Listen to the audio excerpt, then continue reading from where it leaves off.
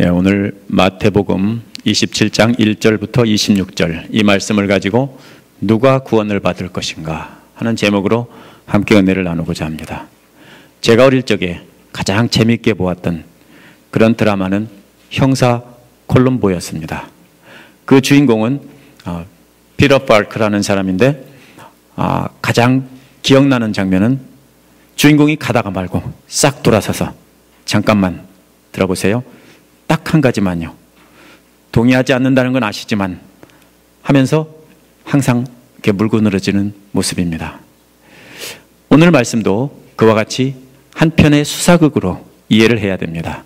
그렇지 않으면 1절, 2절에 그 예수님을 빌라도에게 넘기는 장면과 11절에서 26절에 있는 빌라도의 재판하는 모습 사이에 끼워 있는 유다의 목매다는 이야기는 연결이 안 됩니다. 그래서 많은 사람들이 이 부분을 과로라고 취급해 버립니다. 유다의 최후를 설명하기 위해서 과로로 집어넣어야 된다. 연결되지 않는다. 이렇게 봅니다. 그러나 이 이야기는 그냥 유다의 최후를 설명하기 위한 과로가 아닙니다.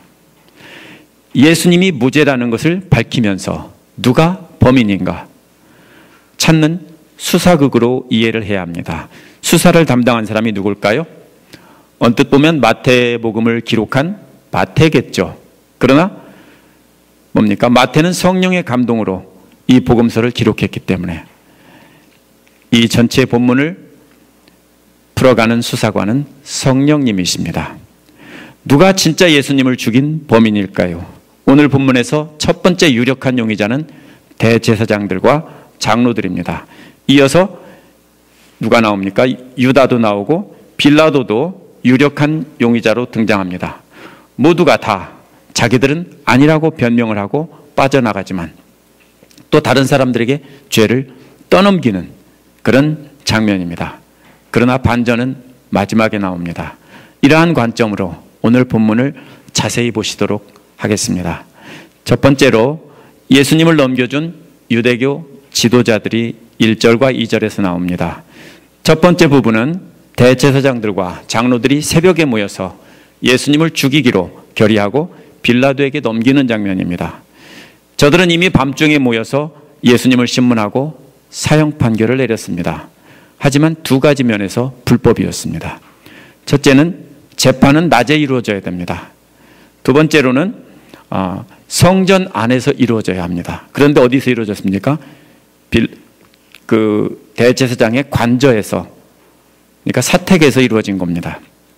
그러므로 이 두 가지 장애물을 제거하기 위해서 다시 모였습니다. 그 중에 또 하나는 뭐냐면요, 장애물은 밤중에는 다 모이지 않았던 것 같았습니다. 그런데 앞에서는 모두라는 말이 없는데 27장 1절에는 모두 다 결의했다라는 말이 있었으므로 이게 뭡니까? 여기에서는 더 많은 사람들이 모였던 것이 분명합니다. 아마도 저들은 공회원들 모두를 다 소집하고 날이 밝기를 기다렸을 겁니다. 그래서 날이 밝자마자 바로 성전에 모여서 결의를 하고 그리고서 서둘러 예수님을 죽이기로 이렇게 넘겨준 것입니다. 그리고 나서 예수님을 결박하고 총독에게 넘겨주었습니다. 이 부분에서 첫 번째 용의자는 분명히 누굽니까? 대제사장과 백성의 장로들입니다. 그러나 그들은 지금 자신의 죄를 누구한테 넘깁니까? 빌라도에게 넘겨서 예수님을 죽인 범인을 빌라도로 만들려고 하고 있는 것입니다. 두 번째로는 3절부터 10절까지인데요. 그 죄를 유다에게 떠넘긴 유대교 지도자들의 모습이 나옵니다. 근데 갑자기 3절에서 유다가 등장합니다. 아까도 말씀드린 것처럼 이 부분을 1, 2절과 상관없이 괄호처럼 글을 끼워놨다고 설명합니다마는 정말 그럴까요? 이 유다의 이야기는 예수님을 로마 총독에게 넘겨준 이야기와 단절된 이야기가 아니라는 것입니다. 이 부분은 누가 예수님을 죽인 범인인가 하나씩 물어가고 있는 것이기 때문에 그렇게 된 겁니다. 첫 번째 용의자는 누구예요? 유대교 지도자들입니다. 그런데 이 부분은 한편의 수사극이라고 가정한다면 첫 번째 용의자들은 먼저 새벽에 성전에 모여서 예수님을 죽이기로 한 만장일치로 결의한 산헤드린 공회원들입니다. 저들은 자신들이 죽이기로 결의하고 그를 빌라도에게 떠넘기기로 했습니다. 저들이 결의한 뒤에 예수님을 끌고 나가는 모습이 나옵니다. 그 모습을 보고 있다가 한 사람이 갑자기 뛰어드는 겁니다. 그게 예수님을 넘겨준 예수님의 제자 유다입니다. 이제 카메라맨이 갑자기 나타난 유다를 바짝 클로즈업하는 그런 장면입니다. 예수님이 유죄 판결을 받으신 걸 보고 유다는 뉘우쳤다라고 했는데, 여기서 뉘우쳤다라는 말은 후회한다, 마음을 바꾼다, 이런 뜻입니다. 그런데 신약 성경에 나오는 회개라는 단어와는 조금 다릅니다. 회개라는 단어는 두 단어가 비슷합니다. 비슷한 때 쓰이지만은 분명한 차이점은, 회개라는 단어는 마음을 바꾸고 행동까지 돌아서는 것을 포함하지만 여기에서는 그런 행동까지 포함하는 단어는 아닙니다. 유다는 돈을 받고 예수님을 넘겨준 것을 후회를 했습니다. 그래서 받은 은동 30냥을 30푼이라고 썼나요? 여기서 어쨌든 30개를, 은돈 30개를 장로들에게, 제사장들에게 돌려준 것입니다. 돌려주고서 한 말이 4절에 나옵니다. 그 말은 내가 죄를 지었다. 내가 죄를 지었다. 무슨 죄입니까? 죄송합니다. 저도 안 껐습니다.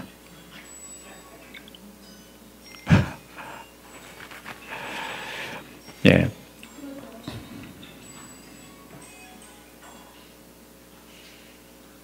예.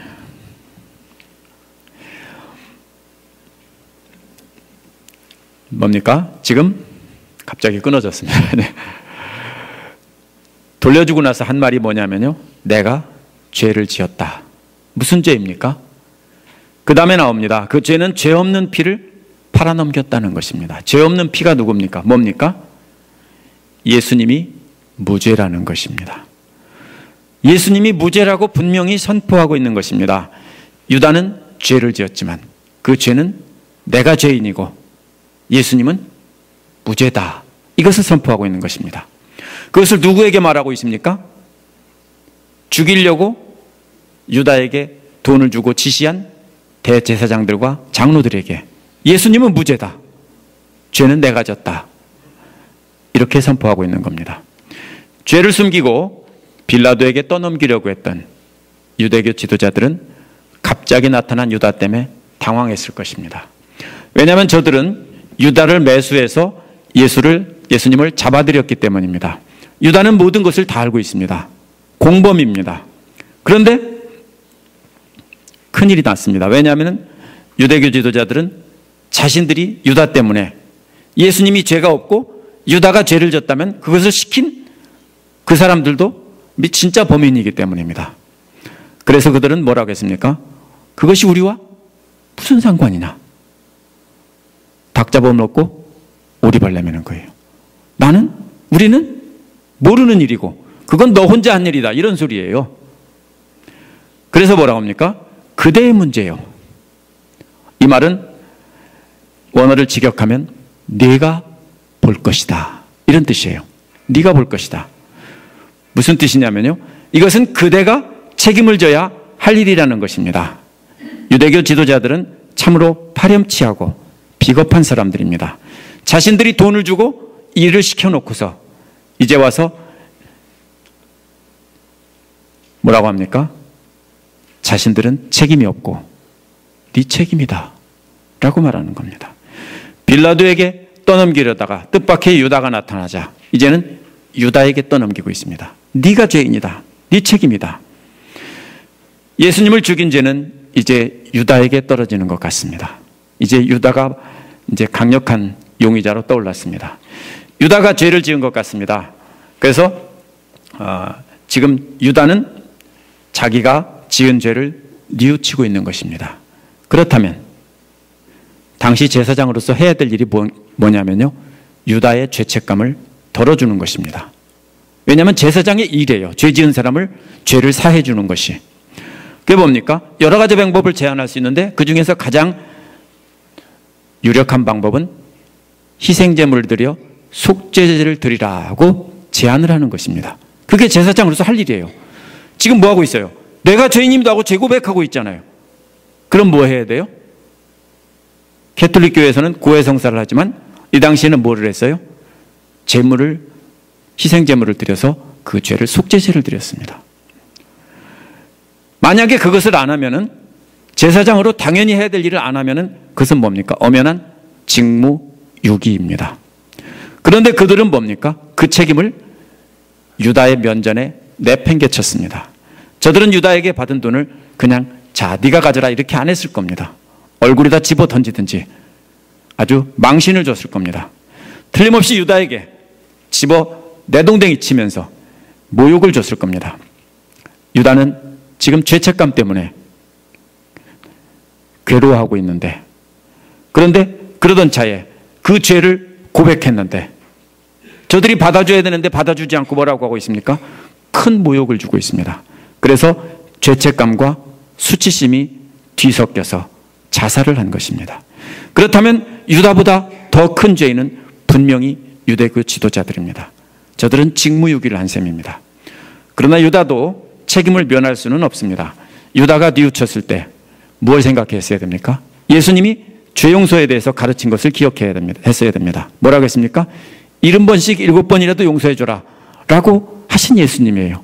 그렇기 때문에 예수님께 용서를 구하고 했으면 됐을 텐데 그렇게 하지 않았습니다. 그냥 죄책감을 느끼던 차에 말로 표현할 수 없는 모욕을 당하자 그냥 일시적인 충동으로 자살한 것입니다.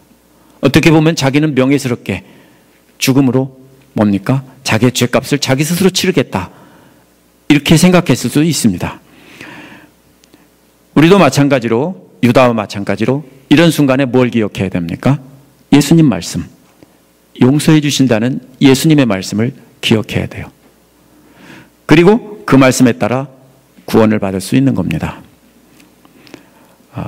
유다와 베드로는 똑같이 예수님을 배신했습니다. 차이점이 뭡니까? 분명히 달랐습니다. 베드로는 배신과, 베드로의 배신은 두려움 때문에 즉흥적으로 한 것입니다. 처음에는 자기는 안 그러려고 그랬어요. 근데 두려워서 그냥 내뱉은 거예요. 근데 유다는 심사숙고하고 계획한 끝에 배신한 것입니다. 베드로의 후회는 곧 회개로 이어져서 통곡을 하고 이제는 자기가 안 그러겠다고 했지만은 유다는 후회한 뒤에 자살해버렸어요. 이 둘이 차이입니다. 우리도 어떻게 해야 돼요? 우리도 유다와 베드로와 똑같은 사람들이에요. 근데 뭡니까?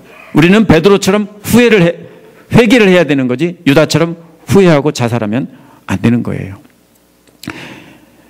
이 부분에서 마태가 고발하고 있는 것은 뭡니까?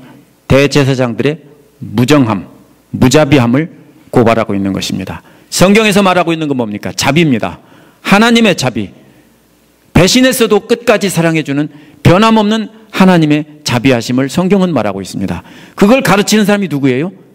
대제사장들이에요. 그런데 이 사람들이 그 하나님의 자비가 없이 무자비합니다. 그걸 고발하고 있습니다. 저들은 직무유기를 했을 뿐 아니라 뉘우친 죄인에게 돌을 던져서 죽게 만든 그런 범인입니다. 자기들은 죄가 없다며 죄를 회피하기에 급급했습니다. 그러나 제사장들은 그 돈을 어디서 났습니까? 은돈 30개면 적은 돈이 아닙니다. 그 돈을 자기들 주머니에서 냈을까요? 아닙니다. 성전 금고에서 꺼내다가 주었습니다. 그런데 성전 금고에서 돈을 꺼내서 예수의 핏값으로 흔쾌히 지불했다면 이건 분명히 불법입니다. 성전 금고의 돈을 강탈한 것이나 마찬가지고 훔친 거나 마찬가지입니다. 그것은 심각한 신성모독입니다. 뿐만 아니라 자살방조죄까지 범했습니다. 뻔히 알았을 거예요, 이 사람들도요. 아, 제가 자살하려고 하는구나. 뻔히 알았어요. 근데 뭡니까? 잘 됐다. 증인이 한 사람 없어지니까. 이런 거예요. 방조하게만 한 것이 아니라 큰 모욕을 주어서 떠넘기려 하다가 실패하자 마치 뭡니까? 낭떠러지 서 있는 사람을 떠밀어서 죽게 만든 거나 마찬가지입니다. 그리고 제가 자살했다. 사실은 이런 셈입니다. 자기들이 떠넘기려는 죄가 드러나자 어떻게 합니까? 유다가 내가 죄인이다 하면서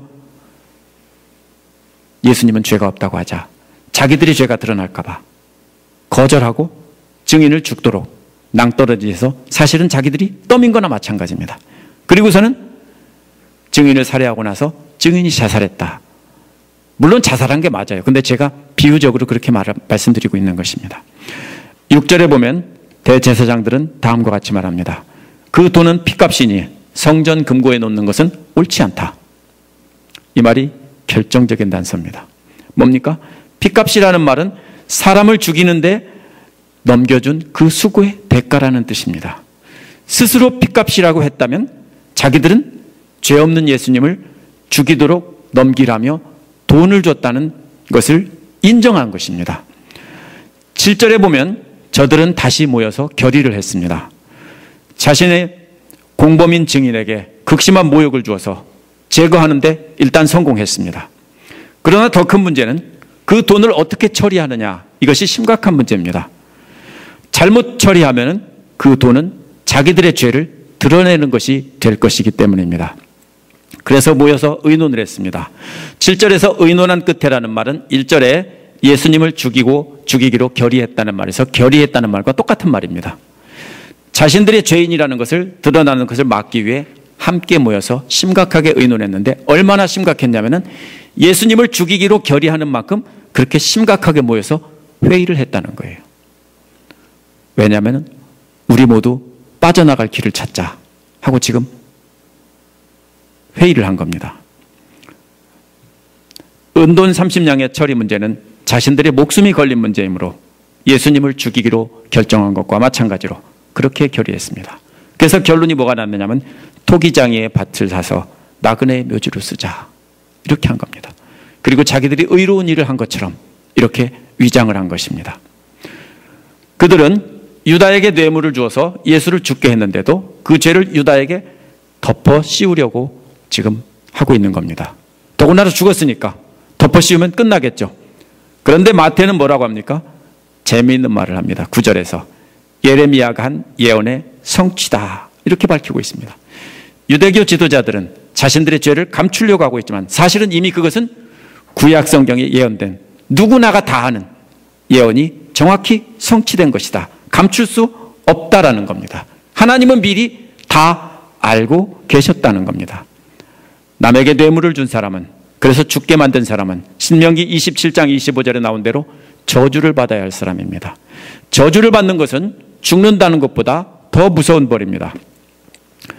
대제사장들과 장로들은 모두가 다 저주를 받아서 죽어야만 한 죄인입니다. 그것이 분명히 드러났습니다. 그런데도 저들은 다시 원래 계획대로 빌라도에게 떠넘기려고 예수님을 데리고 빌라도에게 갔습니다. 그것이 이제 세 번째 그 다음 부분입니다. 그 죄를 빌라도에게 떠넘기려고 한 유대교 지도자들이 나옵니다. 11절에 보면 유대교 지도자들은 예수님을 총독 앞에 세웠습니다. 총독이 예수께 물은 말은 당신이 유대인의 왕이요 라는 것입니다. 이 말은 누가 한 말일까요? 총독이 어떻게 알아요? 총독이 한 말이 아니에요. 이 말을 누가 한 말이에요? 유대교 지도자들이 예수님을 끌고 와서 이 사람이 유대인의 왕이요라고, 그래서 반역을 일으켜서 로마 제국을 몰아내고 유대 나라를 독립시키려 하는 그런 사람이요, 로마 제국의 적이요, 이렇게 고발을 한 것입니다. 총독은 제사장들과 장로들이 고발한 내용을 그대로 받아서 되풀이하고 있는 것입니다.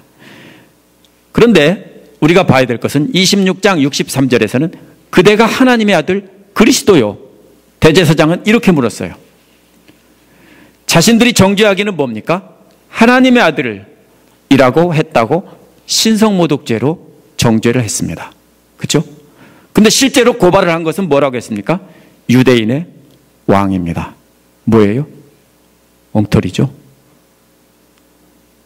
저들은 로마 형제에게 예수님이 반역해서 왕이 되려고 한다는 것입니다. 그래야만 로마 제국의 위협적인 인물이 돼서 죽여야만 하기 때문입니다. 그런데 예수님은 총독의 질문에 뭐라고 대답합니까?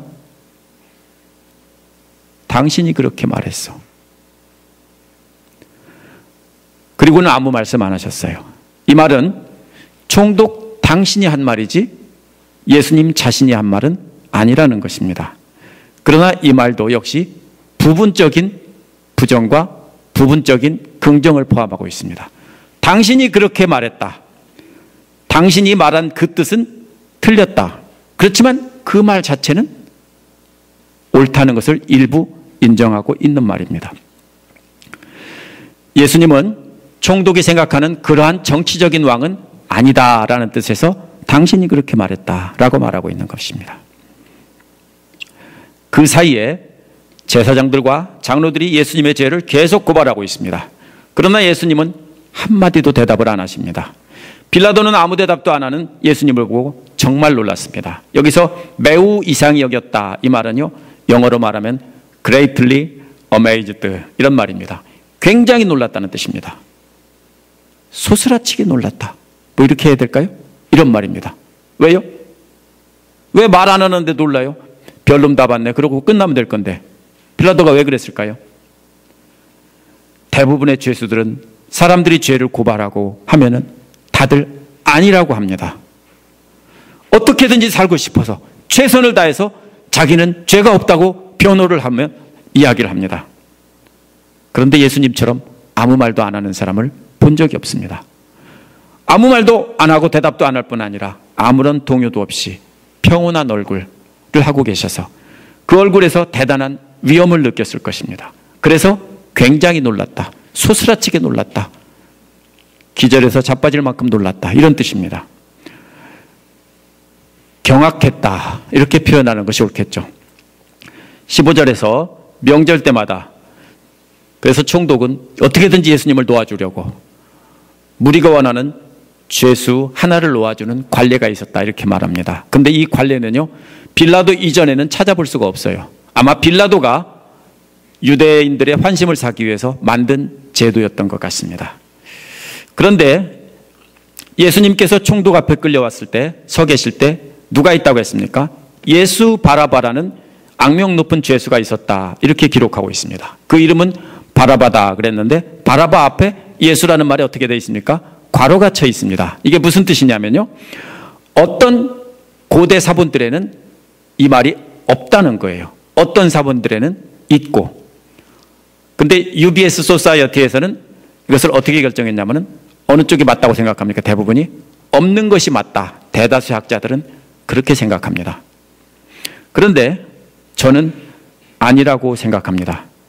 왜냐하면 예수라는 이름은 그 당시에 아주 흔한 이름이었습니다. 유대인들 중에 문장의 구조로 볼 때도 예수라는 말을 빼면 말이 안 돼요. 왜냐하면 예수 바라바와 예수 그리스도가 균형을 이루고 있습니다. 단어를 하나 빼버리면 그 뒤에 말은 균형이 안 맞습니다. 또 만약 이 두 사람의 이름이 완전히 달랐다면 그냥 바라바와 예수 이렇게 하면 되는데 뒤에다가 예수 그리스도라고 하는 이런 말을 붙일 필요가 없습니다. 성경을 보면 대부분 이름과 함께 누구의 아들인지 표기가 됩니다. 근데 바라바라는 말이 무슨 뜻이냐면요, 바라는 말은 히브리어로 아들이라는 뜻이에요. 그 다음에 뒤에 아바가 뭡니까? 알죠? 아바, 아버지. 그러면 무슨 뜻입니까? 아버지의 아들이라는 뜻입니다. 뭡니까? 누구의 아들 누구 이렇게 소개를 하죠, 성경에서. 그런 소리예요. 그러면요, 또 이럴 수도 있어요. 아들이라는 바와 뒤가 선생이라는 라바, 랍비라고 하죠. 라바라는 말이 합쳐진 말일 수 있습니다. 그럴 경우에는 뭡니까? son of teacher 이런 말입니다. 그러면 저는 랍비의 아들보다는 아버지의 아들이 옳다고 생각합니다. 어쨌든 바라바라는 말은 누구의 아들이라는 뜻이지 진짜 본명은 아닙니다. 아마 어떤 사람이 거룩하신 예수님의 이름이 이렇게 악명 높은 죄인 때문에 더럽혀지는 것이 싫었을지도 몰라요. 거룩한 이름을 부르기조차 조심했던 그런 사람들이 누군가가 필사자가, 후대의 은혜 충만한 필사자가 이것을 지워서 성경을 베꼈을 가능성이 높습니다. 비교되는 이름을 보면 아버지의 아들 예수와 하나님 아버지의 아들 예수 그리스도가 대조가 되는 것입니다. 하나는 자기 힘으로 이스라엘을 해방시키려 했던 아버지의 아들, 가짜 아버지의 아들, 무장항쟁의 지도자입니다. 다른 하나는 하나님의 뜻에 순종하려고 하나님의 권능으로 이스라엘을 해방시키려 했던 진짜 하나님의 아들입니다. 그렇다면 둘 다 워드플레이가 말이 됩니다. 그렇죠? 둘 다 아버지의 아들 예수입니다. 그렇죠? 그렇죠? 그리스도라는 말 이름도 하나님 아버지께서 기름 부은 하나님의 아들이라는 뜻이니까 결국은 둘 다 아버지의 아들 예수라는 뜻인데 하나는 짝퉁이고 하나는 진짜입니다. 이렇게 볼 때 예수 바라바 예수 그리스도 이렇게 보는 것이 맞습니다. 계속 총독이라고 하다가 17절에 보면은 갑자기 빌라도라고 이름을 바꿉니다. 왜 그러냐면 마태는 공식적인 재판석에 앉았을 때 빌라도라는 이름을 쓴 것입니다.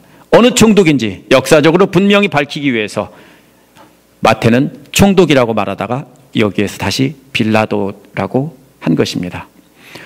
빌라도는 누구를 놓아줄까 하고 물어봤습니다.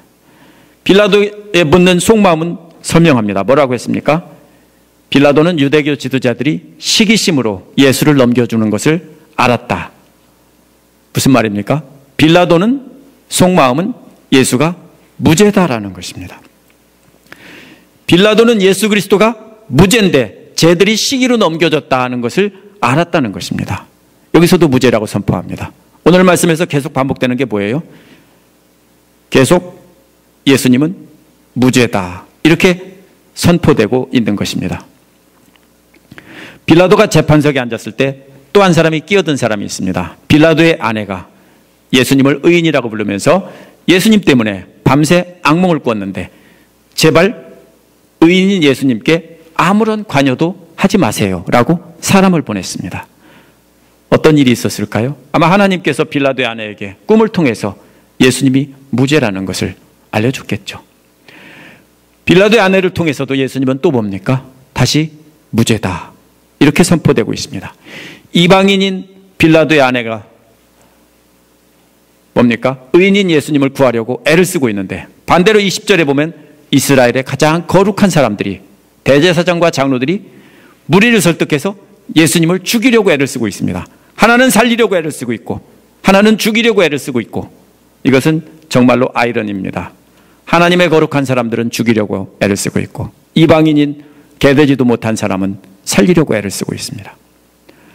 예수님을 죽이면 그 제자들도 다 없앨 수 있다고 생각했을 것입니다. 그러면 이 예수님을 따르는 이 운동이 끝날 거라고 생각했습니다. 21절에서 총독은 누구를 놓아주기를 원하는지 다시 묻고 있습니다. 그들은 대제사장들과 장로들과 무리들입니다. 총독이 물음에 무리들은 뭐라고 했습니까? 바라바라고 대답했습니다. 그러자 빌라도는 무리에게 그러면 예수는 어떻게 하면 좋으냐 다시 물었습니다. 무리가 일제히 뭐라고 했습니까? 십자가에 못 박으시오. 그러자 빌라도는 23절에서 이 사람이 무슨 나쁜 일을 하였느냐라고 묻습니다. 예수님은 죄가 없다라고 다시 말하는 것입니다.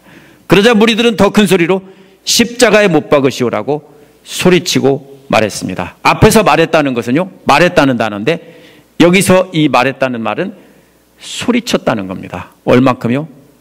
악을 쓰고 울부짖듯이 소리쳤다는 그런 말입니다.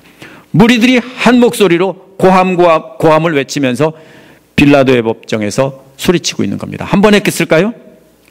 여러 번 연호를 했을 겁니까? 영화에서도 그렇게 나오죠. 십자가에 못 박아라, 십자가에 못 박아라 계속 외치고 있는 겁니다. 24절에는 보았다는 말이 원어에 있습니다. 모든 무리가 고함치며 십자가에 못 박으라고 이제 막 들끓고 있습니다. 그러자 아무 소용이 없는 것을 발견했다. 빌라도가 보았다는 뜻입니다. 얼마나 흥분했는지 밀란이 일어나려고 하는 것을 보고 자기도 막을 수가 없다고 본 것입니다. 밀란이 뭡니까? 폭동이라고 해야 더 맞은 말입니다. 폭동이 일어나려고 하는 겁니다. 지금 성난 군중들이 지금 폭동을 일으켜서 빌라도건 뭐건 다 너 죽고 나 죽자고 대들 것 같은 기세였다는 거예요. 빌라도는 무리들 앞에서 손을 씻었어요. 손 씻는 게 뭐예요? 나는 이 사람의 피에 상관이 없다라는 말을 행동으로 보여주는 영상 언어입니다. 행동으로 보여주는 거예요. 빌라도는 로마 군대를 빌어서 로마 군대 힘으로 이스라엘을 지배하고 있었던 책임자인데 아무리 폭동이 일어난다 해도 죽이면 돼요. 그죠? 무장한 군인들이 지키고 있는데 까지 거 다 쓸어버릴 수 있어요. 전에도 충분히, 후에도 충분히 그렇게 했고요. 근데 왜 이렇게 하고 있습니까? 왜 이렇게 군중의 눈치를 보고 연약한 모습으로 나는 책임 없어 이렇게 빠져나갑니까? 그것은 바로 빌라도의 신분 때문입니다. 빌라도 말고 다른 총독들은 전부 프로큐레이터스였습니다. 그런데 빌라도는 그보다 낮은 계급인 프리펙트였습니다. 오늘날 말하면은 다른 사람들은 모두 주지사급인데 빌라도는 경찰서장이나 이런 정도의 급밖에 안 되는 사람이었습니다. 그 이유는 다른 사람들은 모두 귀족 출신인데 이 사람만 이퀘스타리안 클래스입니다. 이 사람은 기사계급이에요. 쉽게 말하면 토지가 없고 귀족들의 밑에서 뭡니까? 경호하면서 돈 받고 사는 사람들이에요. 빌라도는 기사계급이었어요. 그 당시에 유대인 역사가 따르면 그의 페트로는 누구냐면요, 세자누스라는 사람입니다. 그런데 세자누스가 AD 31년 10월 31일에 처형됐다 이렇게 기록하고 있는데 만약에 그때라면은 어쨌든 예수님이 십자가에 달렸었을 때 세자누스가 죽었든 살았든 간에 어쨌든 어떤 상태입니까? 빌라도는 신분이 굉장히 위태로운 상태입니다. 왜냐하면은 자기 페트론이 자기를 돌봐주고 그거를 믿고서 페트론의 힘으로 지금 총독으로 와 있는데 지금 자기 자리가 위험하게 된 것입니다. 승진은 물론이고 신분조차 불안한 그런 상태였을 것입니다. 오늘날로 말하면은 회사의 지분을 갖고 있는 CEO가 아니라 그냥 월급 받고 회사를 경영하는 CEO와 같은 사람이었습니다. 그렇기 때문에 이 사람은 무리들의 반응에 굉장히 민감했습니다. 무리들이 잘못해서 나쁜 얘기가 들어가면 자기는 끝이다, 이런 것입니다. 그래서 손을 씻으면서 나는 책임 없다 라고 한 것입니다. 그래서 한 말이 새 번역에서는 너희들이 알아서 하시오 라고 했는데 이것은 원어를 많이 손상시킨 번역입니다. 그 뜻을 직역하면 유대교 지도자들이 유다에게 그대의 문제요 라고 한 말과 똑같은 말이에요. 왜 이것을 여기서는 이렇게 번역하고 저기서는 저렇게 번역했는지 모르겠어요. 자, 무슨 뜻입니까? 직역하면 너희가 볼 것이다 이런 말이에요. 유다한테도 네가 볼 것이다 라고 했는데 여기서도 너희가 볼 것이다. 뭡니까? 너희가 지은 죄에 대해서 앞으로 너희가 처벌받는 것을 너희 스스로가 볼 것이다. 너희들이 책임지게 될 것이다. 이런 소리입니다. 제사장들과 장로들이 유다에게 떠넘겼지만 결국 유죄임을 피할 수 없자 빌라도에게 떠넘기려 했는데 빌라도도 뭡니까? 손을 씻으면서 나는 책임 없어 라고 하면서 무리들에게 떠넘기고 있는 겁니다. 무리들은 제사장과 장로들이 소집한 이스라엘 백성들입니다. 우리가 오해하는 것이 아마 대부분의 사람들은 누굽니까? 불러서 소집해서 온 사람들일 겁니다. 여기 보면은 또 뭡니까? 모든 이스라엘 백성인데 제사장과 장로들도 역시 어디에 포함됩니까? 그들에 포함되는 겁니다. 제사장과 장로들은 뜨거운 불덩어리를 같은 죄를 자기들이 받았다가 던졌다가 또 돌아오니까 또 던졌다가 이렇게 하고 있는 모습입니다. 계속 그렇게 하다가 드디어 마지막에 25절에서 범인이 확정이 됩니다. 무리라는 말이 이제는 백성이라는 말로 바뀝니다. 왜 그렇습니까? 이건 분명히 의도를 가지고 있는 말입니다. 전에는 무리라고 했다가 백성이라고 하면 누구도 포함돼요? 대제사장과 장로들까지도 포함이 되는 겁니다. 이제 백성들에게, 무리들에게 그것이 던져졌는데 무리들이 그것을 받아들입니다. 그 자리에서 모인 모든 사람이 그 사람의 피를 우리와 우리 자손들에게 돌리시오 하고서 자기들이 인정을 했습니다. 그리고 재판은 끝났습니다. 이 재판은 예수님에 관한 재판인 것처럼 보이지만 사실은 누가 예수님을 죽인 범인인가 재판을 하고 있는 그런 글인 셈입니다. 이로써 예수님께서 마태복음 23장 29절에서 36절에 태초부터 죄 없이 흘린 모든 피가 율법학자들과 바리새파 사람들에게 돌아갈 것이다 하신 경고가 이제 실현이 됐습니다. 예수님께서 바로 전에 마지막 강화에서 하신 말씀이 여기서 실현이 된 겁니다. 모든 백성과 그 자손들은 이라고 했지만 사실은 누가 범인입니까? 조종한 사람들이 범인입니다. 진짜 범인은 그 범죄를 계획하고 지시한 사람에게 있는 법이지 그거를 시키는 대로 한 사람들에게 있는 법이 아닙니다. 물론 시키는 대로 한 사람도 죄인은 죄인이지만 진짜 주범은 누굽니까? 지도자들입니다. 실제로 그로부터 한 세대 후에 AD 70년 정확히 약 30 몇 년이 지난 40년 정도 지난 뒤에 어떤 일이 벌어집니까? 예루살렘은 멸망하고 성전은 파괴되고 유대교 지도자들의 본거지였던 예루살렘 성과 성전이 다 파괴됩니다. 그 안에 있던 사람들은 다 처참한 죽임을 당합니다. 어린아이들도 바위에 메어 쳐져서 죽임을 당하고 살아남은 사람이 하나도 없었습니다. 어떤 기록에 의하면 가축들까지도 다 죽였다 이렇게 말하고 있습니다. 저들이 우리와 우리 자손들에게 돌리십시오 한 말이 정확히 한 세대 뒤에 실현이 된 셈입니다.